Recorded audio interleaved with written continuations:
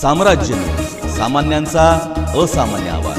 सोलापूर जिल्हा परिषदेत भाजपची एकाहाती सत्ता, दीपक वैद्य अध्यक्ष, इंद्रजित पवार उपाध्यक्ष, बिनविरोध। जिल्हा परिषदेच्या अध्यक्ष व उपाध्यक्ष पदासाठी बुधवारी झालेल्या विशेष सर्वसाधारण सभेत दीपक वैद्य यांची अध्यक्षपदी तर इंद्रजित पवार यांची उपाध्यक्षपदी बिनविरोध निवड करण्यात आली।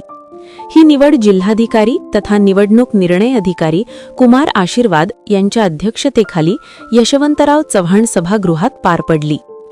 जिल्हा परिषदेच्या 68 पैकी 38 सदस्य भाजपचे निवडून आल्याने जिल्हा परिषदेत भाजपची एकाहाती सत्ता प्रस्थापित झाली आहे। जिल्हा परिषदेच्या इतिहासात प्रथमच भाजपला स्पष्ट बहुमत मिळाले आहे। अध्यक्षपदी बार्शी तालुक्यातील उपळाई ठोंगे येथील सदस्य दीपक वैद्य यांना संधी देण्यात आली असून उपाध्यक्षपदी उत्तर सोलापूर तालुक्यातील बीबी दारफळ गटातून निवडून आलेले इंद्रजित पवार यांची निवड झाली आहे। अध्यक्षपदासाठी दीपक वैद्य आणि उपाध्यक्षपदासाठी इंद्रजित पवार यांचेच अर्ज आल्याने त्यांची बिनविरोध निवड जाहीर करण्यात आली।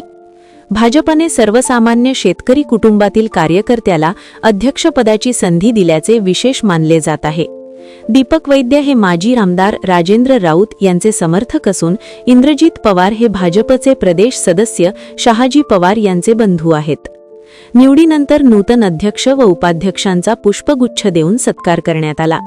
यावेळी मुख्य कार्यकारी अधिकारी कुलदीप जंगम आणि अतिरिक्त मुख्य कार्यकारी अधिकारी संदीप कोहिनकर यांनी शुभेच्छा दिल्या। दरम्यान निवडीनंतर नूतन अध्यक्ष आणि उपाध्यक्ष जिल्हा परिषदेचा कारभार पारदर्शक व प्रभावीपणे काम करून राज्यात नाव उज्ज्वल करण्याचा संकल्प व्यक्त केला।